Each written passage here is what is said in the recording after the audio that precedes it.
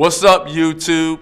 My name is Arthur Robinson Jr. I am the creator and host of PowerfulInterviews.com. I am a partner of NationalDiversified.com. I want to welcome each and every one of you to this phenomenal video. In this interview, you're going to experience life-changing information that you will not find anywhere else. I have secured an incredible interview with a great friend of mine, successful businessman, the multi-millionaire. His name is Dr. George Fraser.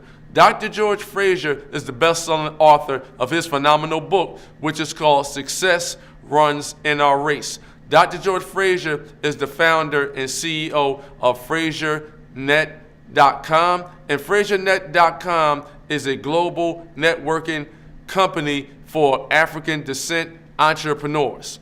In this interview, you're going to hear exclusively how Dr. George Fraser, he breaks down layman's terms about how he actually worked up and positioned himself in leadership roles in the Procter Gamble brand and many more successful brands. Also in this interview, Dr. George Fraser, he breaks down layman's terms about how he basically got his start by becoming a successful businessman and how he impacted other global business entrepreneurs from all over the world and much, much more. So remember, this is not BS information. The right information will change your current situation. Wealthy people, they take advice from other wealthy people, and unfortunately, broke people, they take advice from broke people. So right about now, go get your pen and your pad, sit back and relax, and write down some notes. In this interview that I'm going to reveal to each and every one of you with my great friend, successful businessman. His name is Dr. George Fraser. This interview, it will change your life. And don't forget to subscribe to my YouTube channel and turn your notifications on. That way you be well informed when I publish more successful audio interviews. So check it out. Without further ado, I'd like to welcome the one, the only, the powerful Dr. George C. Fraser to the show. Thank you, Arthur. It's good to be with you, and thank you for the great work that you're doing. You are a community drum, and we love you and appreciate you. And I just want to suggest to you, stay the course. You've charted a good and righteous course, and when you do that, all that is due you will come to you. So thank you for having me on. And again, it's an honor to be in your presence and to hear your voice and to partake in the incredible messaging and evangelism, if you will, that you provide this country and our community in particular. Well, I'd like to thank you, Dr. George C. Fraser, for taking time out of your busy schedule to educate me and the listeners worldwide about building wealth and about your phenomenal book, Success Runs in Our Race. I gladly appreciate it. Thank you. No question. It's an honor. I appreciate you. Thank you. To everyone that's listening, I highly recommend go and get your pen and your pad right now. My great friend Dr. George C. Fraser is going to break down layman's terms about building wealth, and we're going to talk about his phenomenal outside-the-box book, which is called Success Runs in Our Race. Is that correct, Doctor? That's correct. No question about it. No question. Looking forward to it. Now, what I'd like to know, can you explain to the listeners in layman's terms, who is the phenomenal Dr. George C. Fraser? How long you been in your powerful industry, and what is your expertise? Well, this is the 30th anniversary of FraserNet. And then 10 years prior to that, while I was employed in leadership positions in the public and private sector, 13 years with Procter Gamble, 3 years as vice president of United Way, and 2 years as an executive with Ford Motor Company, I was preparing to act on God's wishes for me, or I was in fact paying my dues and discovering my purpose. And I believe that when you are operating on purpose, that you will have the energy and you will have the resources that God wants you to have to do His work that He has embedded in you while giving you the time that is necessary to get that work done. So my path has been, like all paths, ups and downs, and very, very circuitous and very difficult. But that is the story of fundamentally all lives. So my father came to this country in the early 1900s from Guyana. A beautiful black man married a fair-skinned sister, Ida Mae Baldwin, from Lumpkin, Georgia, and they had 11 children, 8 boys and 3 girls, moved to Bed-Stuy in Brooklyn, New York, into a brownstone. And because Dad couldn't get a good education and a good job in America in the early 1900s, when he came to this country, he was relegated to driving a New York City cab for 40 years of his life. And when I turned 3, my mother, Ida Mae Baldwin Fraser, became mentally ill and was hospitalized for the balance of her life. And my father could not take care of 11 children, working 12 to 14 hours a day as a cab driver. So at 3 years old, I was orphaned, and along with all of my other siblings. And so I stayed in an orphanage from 3 to 5. And because nobody would take 11 children, we were broken up into 3s, and then I spent the balance of my young life growing up on the mean streets of New York in toxic foster homes, which is not an indictment of foster care. It is just an indictment of the foster homes that we were in at that time. I was encouraged to drop out of high school by my guidance counselor in high school. I did not. I ended up getting a vocational diploma in woodworking because nobody thought I was college material. Certainly could not get a union job in New York in the carpentry industry. And so my first real job was mopping floors on the midnight shift at LaGuardia Airport. And I did that for 3 wonderful years. God could not have put me in a better place to begin my working and journey.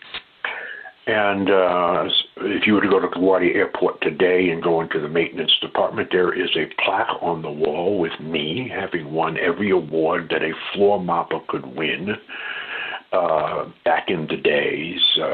This was in the 60s, the early to mid-60s. I graduated from high school in 1963. I'm 72 years old. But I loved that job. I loved it because I started at the bottom. I took ownership in that job, and I was the best floor mopper LaGuardia Airport had ever seen. And I was very proud of my floors and very proud of how I handled a mop. And that attitude followed me throughout the entire 72 years of my life. My commitment to excellence in every single thing that I was assigned to do by God, no matter how menial it was perceived, it did not make any difference to me. I was going to be the best at it, whether I was working in a grocery store, in a basement, cleaning basements in a grocery store, and I was stacking cans on a shelf in a grocery store. I was the best they ever had. If you could meet the managers of those stores from 50 years ago, they still remember me. It was my attitude. That's what they remembered, and how I approached everything and every assignment that I had in life, that I wanted to be not average, not good, not even excellent. I wanted to be amazing at whatever it is that I was doing in life at that time. That was just an attitude, right? And that attitude, again, followed me throughout my entire life. So leaving LaGuardia Airport, then leaving New York, running away from my toxic family, which were drug addicts at the time, into heroin dealership. So I got packed up what little I had, got on a Greyhound bus, and came to Cleveland, Ohio, where I live today. I had a sister, an older sister, who took me in. One thing led to another thing, led to another thing, and before you know it, I had learned the lessons I needed to learn: humility, attitude, and surrounding myself with the right people and relationships, and blessing and releasing those who I deemed toxic or not beneficial to my own personal growth, just sort of blessing them and releasing them, and finding new circles of friends to be around who wanted what I wanted, who had an attitude like I had, who were in many ways smarter than me, and placing myself in a position with them to serve them, to help them, to be, not to ask, but to serve. And as I served them in any way that I could with what little I had at the time, doors opened, knowledge flowed, opportunities presented itself. I seized those opportunities. Some would have considered seizing some of those opportunities risky. I didn't. I saw it as an opportunity to learn, and inch by inch, I climbed my ladder of success for a very simple reason. And I explain this to brothers and sisters all across the country. All you have to do is look at your life as a steep set of stairs. And on the top stair is your dream, is where you want to be, the last stair for so long. And then at some point in time, you have to look down at the first step, because you cannot climb stairs looking up. You have to climb stairs looking down, focused on each step so you do not stumble. So you focus on the first step. First things first, second things never. First things first, second things never. Do the first thing, and then the second thing becomes what? The first thing. So you focus on each step, and you climb that step with gusto, with humility, to put yourself in the frame of mind of learning, and you climb that step, and you get comfortably on the top of that step, and then you focus on the next step. And then once you climb the next step, you focus on the next step, and before you know it, you'll be at the top. Anything other than that, you're going to stumble. Now, there's nothing wrong with stumbling, because even climbing steps, even going down your path, you're going to fail. You're going to stumble. That's okay. That's part of the journey. Les Brown and I wrote a book, as you mentioned earlier, Art. Mission Unstoppable, Extraordinary Stories of Failures, Blessings. Every failure, in a sense, when you look back, is a blessing, because everything happens for a reason and serves us in some special way, and you will never understand that reason looking forward. You will only understand it looking backwards. So failure is part of the journey, right? In fact, if you ain't failing, you ain't doing anything. You're not taking any risks. Right? Because life is on the edge. That's what life is. And so you have to operate in many respects on the edge. Now, sometimes you have to be safely in the middle for certain phases and passages of your life, but then there are times that will come that are a little bit edgy, and that's where the risk is, and that's where the higher percentage of failure may occur. But it's okay. That's your journey, and that's the life. And that's the journey of all lives, ups and downs, ups and downs, ups and downs. But if you were to draw that, it would be an up and a down right? And then you would, the next up would be a little higher than the first up, and the next down would be a little shallower than the last down. And so it's an up and down on a trajectory moving up, but it's ups and downs. So let me give you a metaphor. When you go into an emergency room in a hospital and you look up and you look at the person who is linked up to their heart monitor, right? What you'll notice about the heart monitor is that the beat of the heart goes up and down, up, then down, up, then down. That's how you know a person is alive, when the heart is beating up and down. It's when there is a straight line and there is no up and down, you're dead. So when your heart line or when your life starts straight lining, you're dead. It's the ups and downs of life that tell us that you're alive. And that's what I had to go through, the ups and downs of life to prepare me for where I am today. And so whether it was orphanages, foster care, stacking cans, cleaning dirty bottles, mopping floors, it didn't matter. That's what I needed to go through. Jesus was a carpenter, right? So that's where I needed to go. I'm not comparing myself to Jesus. I'm just saying that that's the journey of life, and it's okay. Let me say that one different way. And I say this to young brothers and sisters all the time because I walk this path. And when I go and talk to young brothers and sisters, I said, listen, I don't know what your circumstances are. I don't know if you're living with your mama or you're living with your daddy, if you're living in a box on the street, if your leg is broken, if you have some infirmity, I don't know what your circumstances are. But here's what I do know. This is the hand that God has dealt you. These are the cards that you have to play. And when you play those cards, as smart as you can play them, God will give you new cards. And then you play those cards.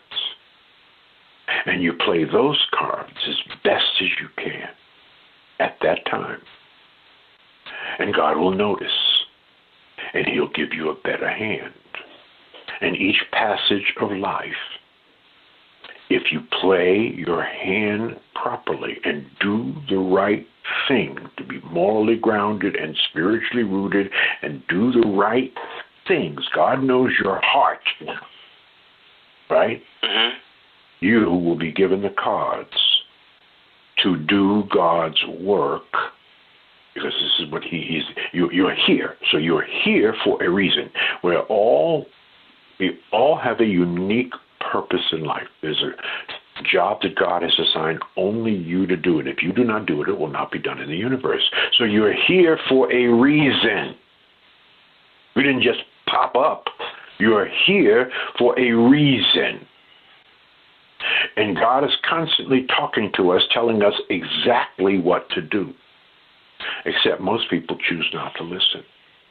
Why? Because He's asking us to change and to evolve and to grow and to learn and to suffer and to go through the hills and valleys and to earn our stripes. Right? But that requires change, and change is difficult. It's easier sitting on a couch drinking a beer watching television all damn day.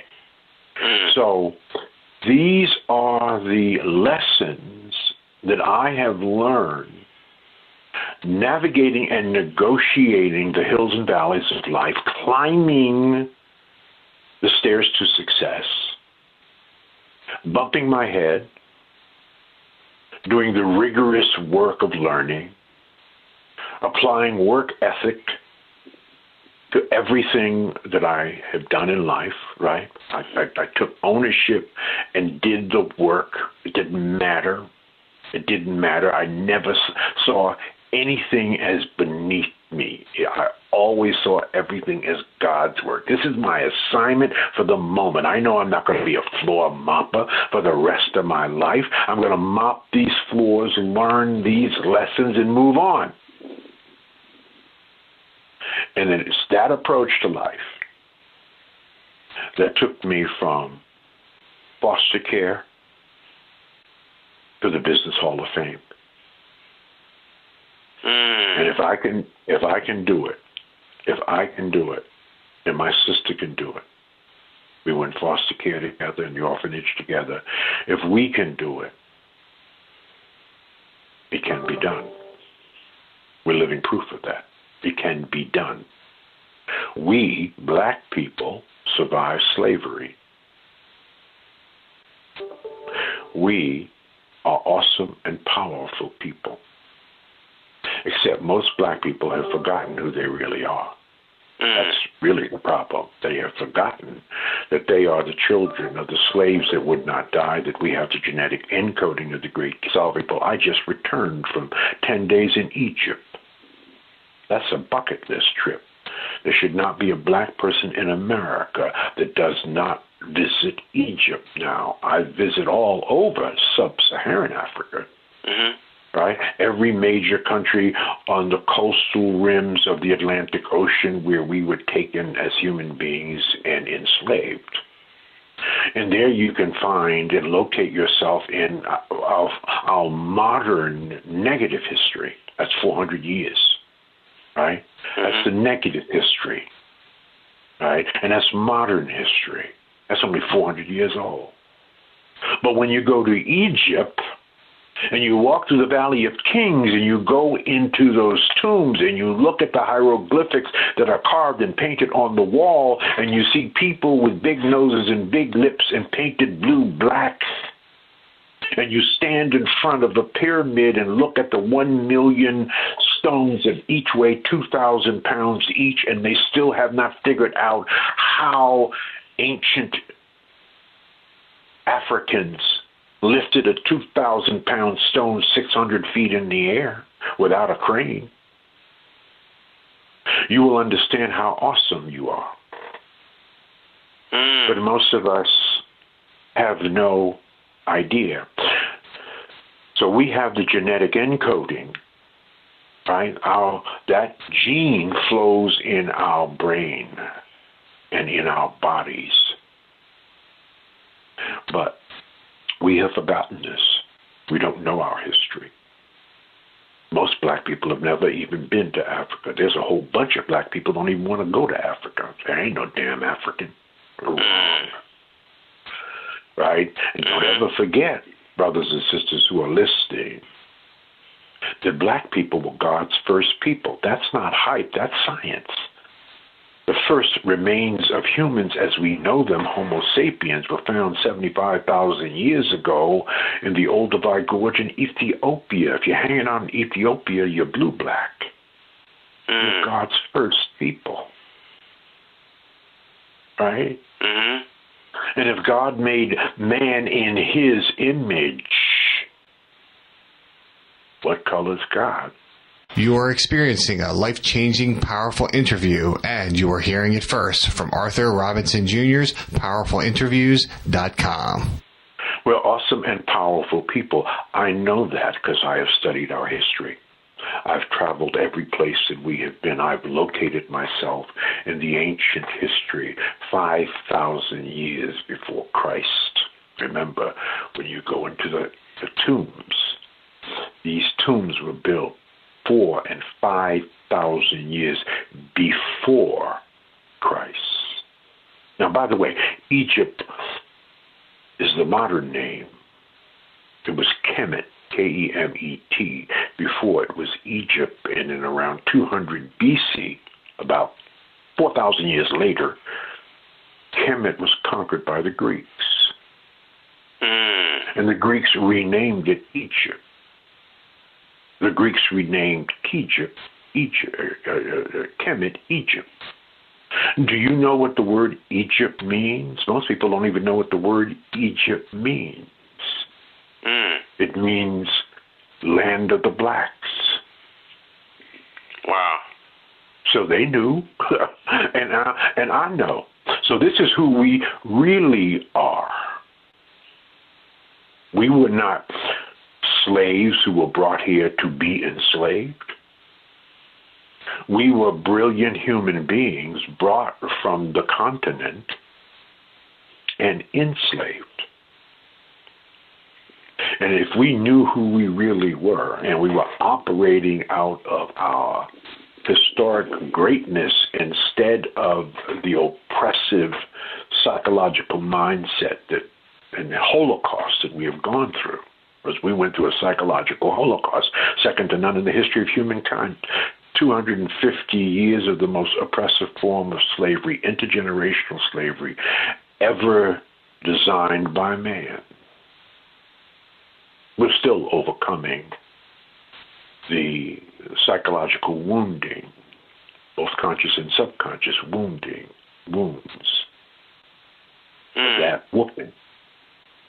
So, get over it, brothers and sisters. Right? Mm-hmm. Place yourself in an environment around people and in places who see it as you see it.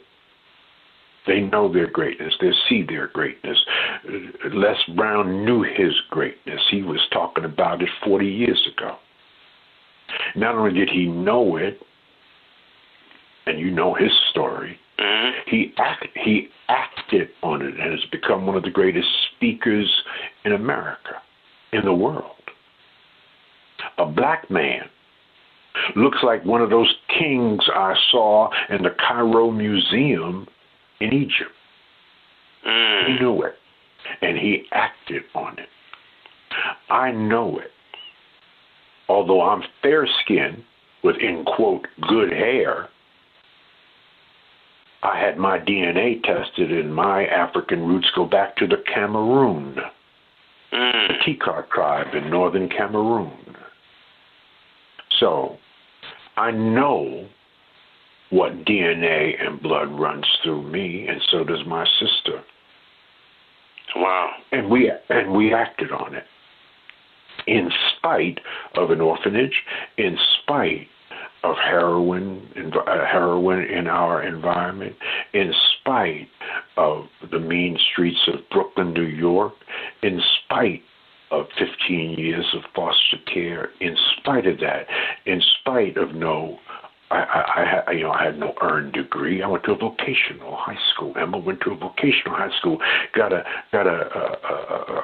vocational diploma in beauty care.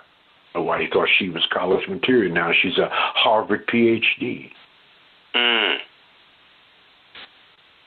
So wow. You can let people control you if you want to. I keep a little sign on my wall, right?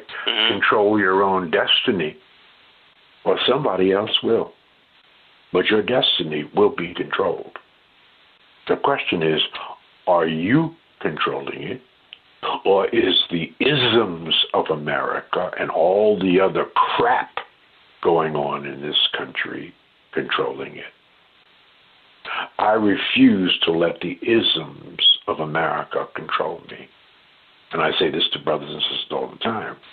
If you use racism as a reason to fail, guess what? You're going to fail. Because there is racism in America. There ain't no question about that. Right? Therefore, racism wins and you lose. I refuse to lose. And everyone listening should refuse to lose. And all the tools you need to succeed, in spite of perhaps your environment, maybe even in spite of your parents, because we know that that's a big issue too. We know that the biggest problem in Black America that nobody wants to talk about, you want to know what the biggest problem in Black America is? The absence of Black men in the home. 2 generations of that. Think about the domino effect, the trickle-down effect, the trickle-up effect of that. It has been devastating. At least think about children are raised by single-parent families, and 30 to 35% of our urban children are dropping out of high school. So Wow. people will say, man, we ain't got a chance. Wrong. We're awesome people. We're creative people. And we know that when the playing field is level and the rules are clear, not only will we compete, we will dominate. We will actually change the game on you in a New York minute. And every place that we have been able to compete fairly, that's exactly what we have done. So we got it like that. Right? And I hear brothers and sisters say, oh, well, I'm not really good at math. That's BS. You invented math. And we invented the written word. That's right. Right. Go to Egypt and understand what we invented. But we were doing 4,000 and 5,000 years before Christ. Wow. And then tell me you can't do it. Wrong.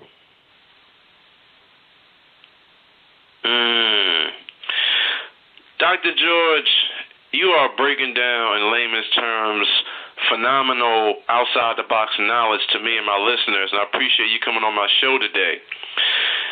Dr. George, now I know that as brown and African-American people, we are a $1.1 trillion a year economy, and with that kind of money, you can basically build your own schools and build your own credit unions, international banks. You can build your own infrastructure and economic base with a $1.1 trillion economy. Now, I know that an idea enters the school system every 50 years. And for our people, I know we need to learn, how to grow our own food, how to build our economic base, learn about owning your own land, learn about investing into apartment complexes, and really master getting into the game of how the uber wealthy think. Can you explain to the listeners, why is it that the school systems don't educate the new generation and our millennials about wealth building principles? That's a great question, Arthur. And you hit the nail on the head, and you kept repeating it 3 or 4 times. And it's almost, I think it went past most people who heard you just say what you just said. But you started with every iteration of what needs to happen with, we need to learn. We need to learn. We need to learn. You preface everything you said, right? With those 3 words. We need to learn. The Wall Street Journal came out with an article about 3 months ago, and basically it said that financial illiteracy is an American problem, and demanded that business and education systems begin dealing with financial illiteracy. Now, we know that when white folks catch a cold, black people catch pneumonia. So if it's an American problem, financial illiteracy, we need to learn, it's 10 times the problem in black America. So the second biggest problem in black America, I already told you what the first biggest problem is, the absence of black men in the home. The second biggest problem in black America is financial illiteracy. Financial illiteracy. And capitalists, those who understand the capitalist system,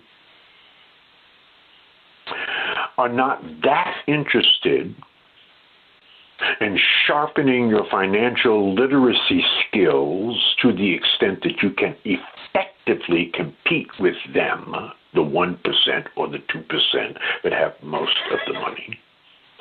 And they would prefer that you would do the work. You would be the worker bees. You would work in the plants. That you would do the jobs. That you would pick the cotton. You would pick the peanuts. You would put the wheels on the cars repetitively for generations in the lines of mass production. That they needed a working class people who had fundamental skills and enough economic knowledge to pursue the basics of a comfortable life. But to sharpen your financial skills to the extent that you could start and build and grow businesses that employed people, well, you were on your own. They were not going to formally teach us in school. Nothing. Nothing. I certainly learned nothing about money and business in the parental environment that I was growing up in. Right? That's true. We were the worker bees, right? Mm-hmm. Do you know what the number one determinant of a future entrepreneur is? The number one determinant of a future entrepreneur is being the child of a parent that was an entrepreneur. That's the number one determinant. And we have been working on for 30 years at FraserNet, two simple goals. We've been working on them for 30 years. The number one goal is to help black people build wealth that can be transferred intergenerationally. And the number two goal is to help black people become the number one employer of black people by the end of the 21st century. Those are the two goals. And everything that I've done, everything that I've written, was to initiate and to facilitate those two goals. Let me say that differently. Let me give you a metaphor on our mindset. The goal is to win and not to look like you're winning. I would rather carry a plastic bag with $5,000 in it than to carry a $5,000 Louis Vuitton bag with $100 in it. That's looking like you're winning, but we ain't really winning. Economics must become the new black power. That literacy equals legacy. Without financial literacy, we will never develop a financial legacy. It leaves an inheritance for his children's children. Front page article, USA Today 2 years ago, about black baby boomers and their money. And here's what the front page article said about us. It said that black baby boomers will be the first generation of Africans in America to raise another generation of Africans in America that will not do better than them. So in the 400-year history of our people, we are the only generation to raise another generation that will be worse off. We need our black asses kicked. Sorry about the language. Count me out of that. I will not contribute to that egregious statistic. That's on us. And ain't nobody fixing us but us. White folks will not be fixing black people. In fact, white folks ain't even thinking about black people. Do you know what white folks are thinking about? White people. They're thinking about their husbands, their wives, their children, their neighborhoods, their schools, and their businesses. They ain't thinking about you. They're thinking about them, and you can't hate on them for thinking about them first, because that's the gospel I've been preaching for generations, not generations, decades, to our people, that we must think race and culture first, not only, but certainly first. So you can't hate on white people for thinking about themselves first. I had a good white friend who said to me, Arthur, not long ago, he said, Dr. Fraser, I know what black people's problem is. I said, oh, really, Bob? What is black people's problem? He said, you spend all your time thinking about us, and we don't spend any of our time thinking about you. So if you ain't thinking about you, and we damn sure ain't thinking about you, who's thinking about you? Wow. Well, I had no response. I had to do a Holy Ghost dance. Wow. So this is on us. And so we must attack the problem, the economic problem, at its root cause. What's the first thing slaves did when they became free? They began building classrooms, then schools, and ultimately we built our own institutions of education and colleges called HBCUs. The first thing you do is to begin to deal with your literacy problem. Education. We are financially illiterate. There are 43 million black people in America. Absolutely. And that's exactly what I'm spending the rest of my life on, however much time God gives me, on attacking the problem at its core, financial illiteracy.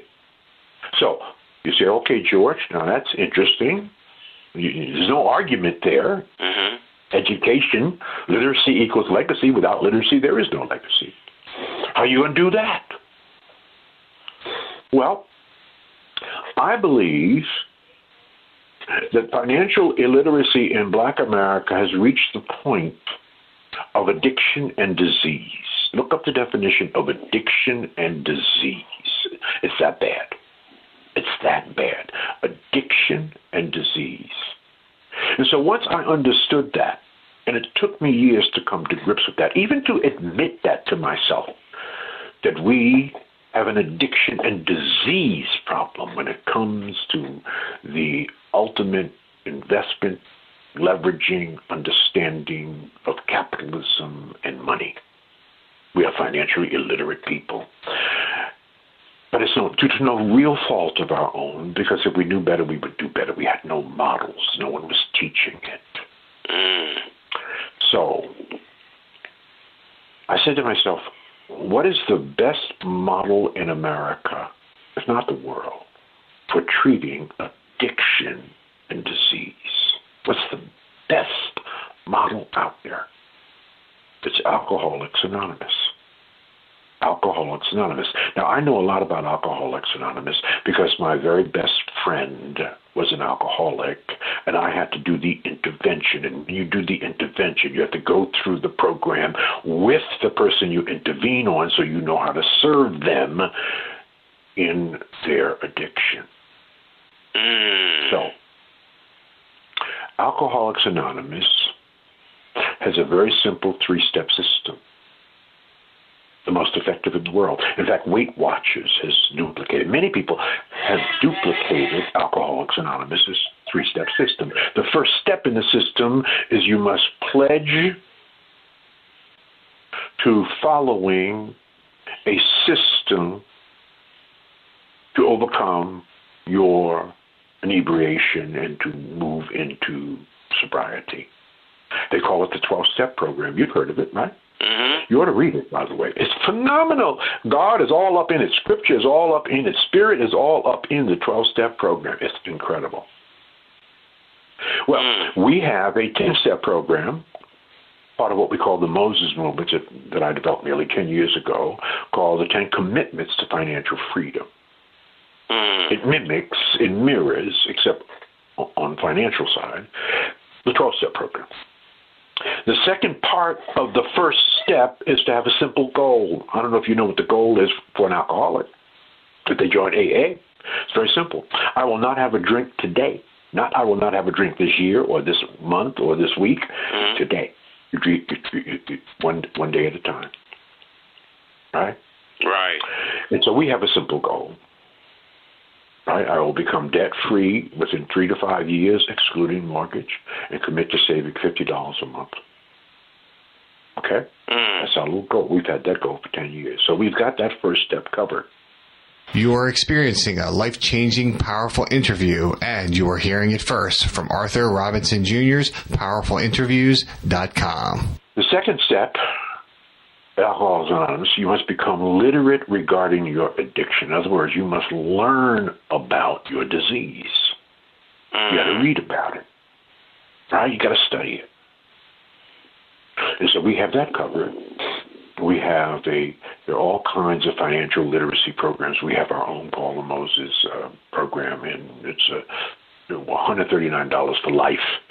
And every month, the third Tuesday of every month, we have a live call. And ours is a 12-month program. And we teach you another area of financial literacy, to include entrepreneurship, by the way. So we got that covered. It is the third part that is the most powerful part that we don't have, that they have, and it's what I call their secret sauce.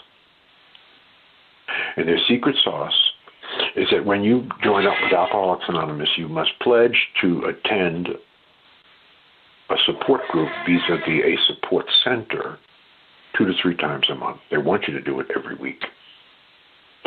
Pleasure to do it at least a couple times a month. I live in Cleveland. There's 61 support centers, Alcoholics Anonymous support centers in Cleveland. There are 47 Weight Watchers support centers. The same thing with Weight Watchers. You've got to go to a support center. They know that you've got to be around people who are suffering the same problem that you are. They can give you inspiration, that can coach you, that can mentor you, that can cheer you on, right? You can tell stories, you know, in Cleveland and in every major city in the United States. We don't have that. So that's the piece that I'm going to be working on for the rest of my life. And I'm going to reposition, rebrand, remarket, reutilize what is commonly known as wealth ministries in our faith-based community. There are 85,000 black churches in America. About 15,000 have wealth ministries. The problem with those wealth ministries is the layperson running the wealth ministry is not certified in financial literacy training, so you got the blind leading the blind. Number 2, they have no curriculum. And number 3, they have no lesson plans. So what kind of wealth ministry is that? But the space exists, so I'm going to rebrand it and restructure it. And I've rebranded them Wings. Wings. Wings is now an acronym, a beautiful logo. It's called Wings. And it's an acronym, Wealth in the Name of God and His Son. Financial Literacy Support Centers. A place to discuss all things money. Wings. Financial Literacy Support Centers. So I'm crisscrossing this country, talking to large groups of pastors all across the country, asking those to raise their hand. If you have a wealth center, or even if you don't have a wealth center, would you like to put a wing center and some space? You got to have at least seating for 50 to 75 people, and a screen, and a projector, and so forth. And so I've got almost 500 pastors already raising their hands. And Dr. Fraser, when you launch this in October, that's when we're launching it. I'm doing a prototype right now in Cleveland. Count us in. So it'll be a licensing fee and an ongoing annual annual renewal fee, which gives us income to hire a small staff to develop programming, to manage it, to administer it. It's not going to be a franchise, it's a license, but it's going to be run like a franchise. And so within 10 years, we hope to have 8,000 to 10,000 of these wing centers in faith-based communities and some freestanding all across America. And this will be the final piece that we need, a place that our people can go weekly or monthly to be with others, just like Weight Watchers, just like Alcoholics Anonymous, to learn the art and science and psychology and skills of financial literacy, wealth creation, and entrepreneurial thinking. That's what I'm doing right now.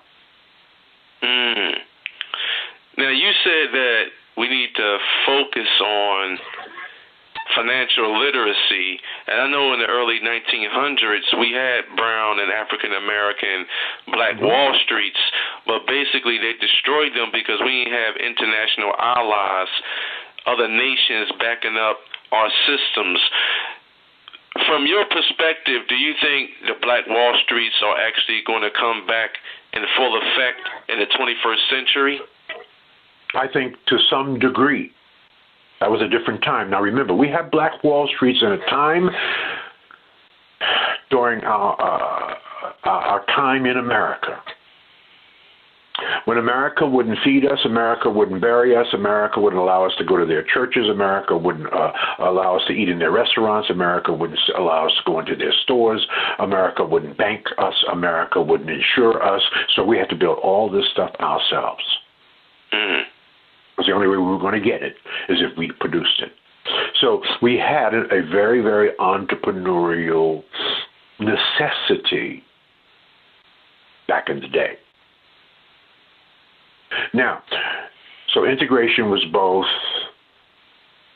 a curse, a blessing and a curse. A blessing and a curse. It gave us the right to walk any place we wanted to without being hung. and to go any place and to sit in any place that we want without being shot and killed and hung. But at the same time, the powers of marketing and advertising, the powers of newspapers, radio, and television, the powers of Madison Avenue, which are addictive, marketed in such a way to black people, when we got radios and televisions, that almost like mummies, we left our own products and services, hotels, schools, and went to theirs, like mummies. Like mummies. And that's the power of branding. That's the power of marketing. That's the power of Madison Avenue. Now that's the power of social media. So to avoid that, and then if you add to that overlay the statistic that the AC Nielsen company came out with last year on television viewing habits by cultural group, and it showed that African Americans watch 40% more television than any cultural group in the history of the world. We watch 72 hours of television a week, 10 hours a day. Any Negro watching 10 hours of television a day need their behind kicked because they've been turned into a consumption machine, a mummy. That's absolutely true. I call it the dumb box. That's right. And when you look at that thing 10 hours a day, you're exposing yourself to about 1,100 commercials. Watch 1,100 commercials and see what happens to your mind. You're like a robot. You get out, you get off of your couch, and you start consuming.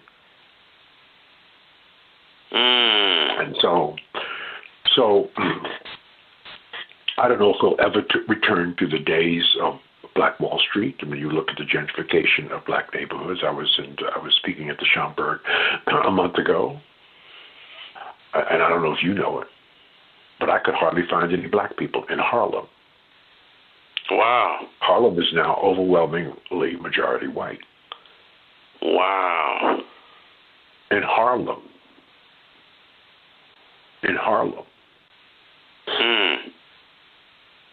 Wow.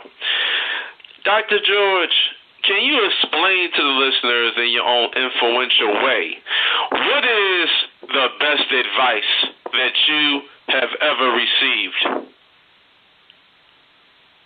It's the same advice I give everybody, even when I sign a book. Just stay the course. Chart a good and righteous course, because everything that is good is not right for you. Stay that course, and then all that is due you will come to you. That's the most important lesson I learned. Persistence and determination. Don't ever give up. You're all that in the bag of chips. You can have anything you want. Just don't give up. You only fail when you stop. Dr. George, let's talk about money. Now, I know money is not value. Money is just a facilitator to do transactions.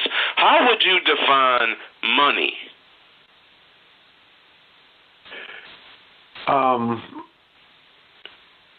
I would define money as a vessel, instrument, and tool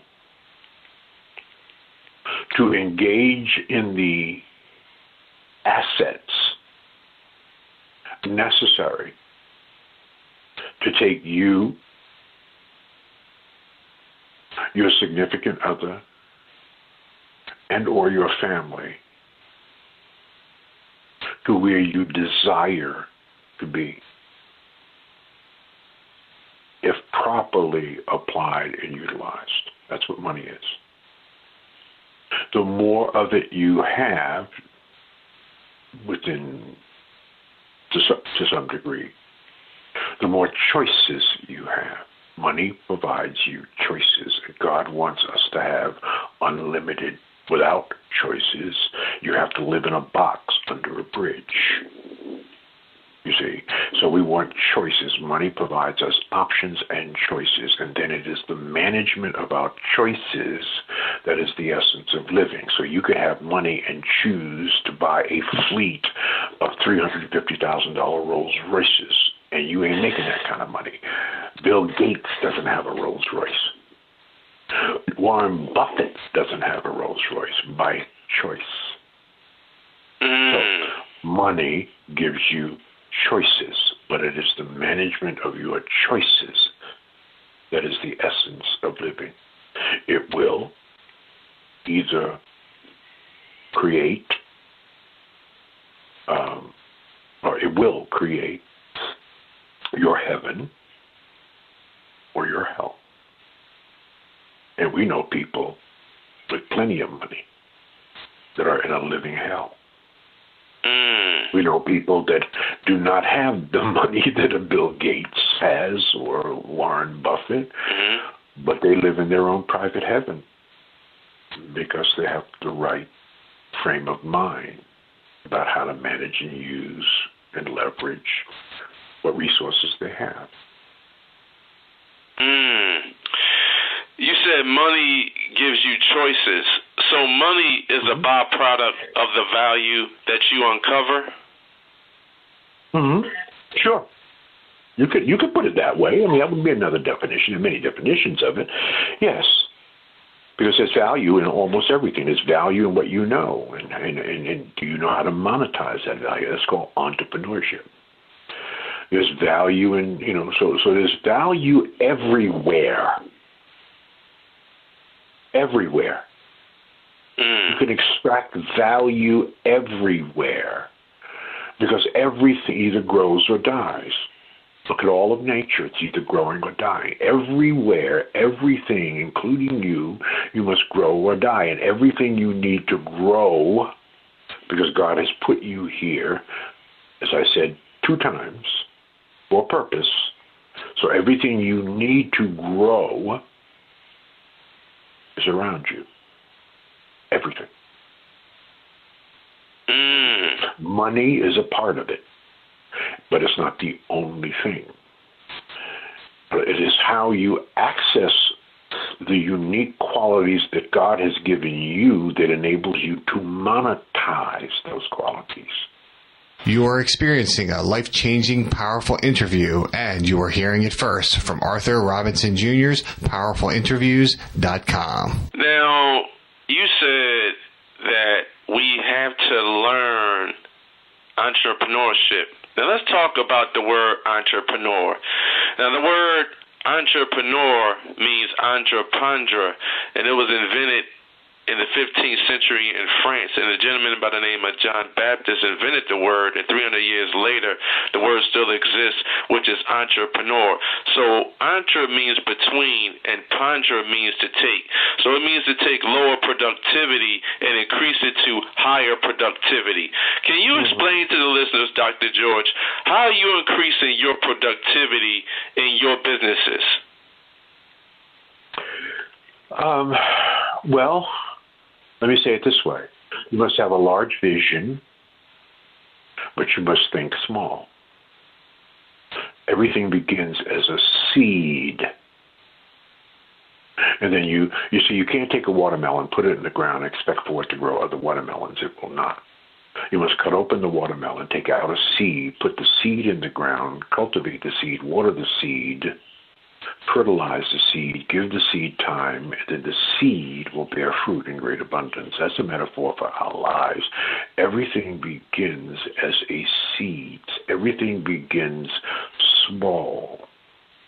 So my life, in a sense, began in an orphanage, then into foster care, and then in a vocational high school, and then mopping floors. Every step along the way, there were seeds that I learned from, right?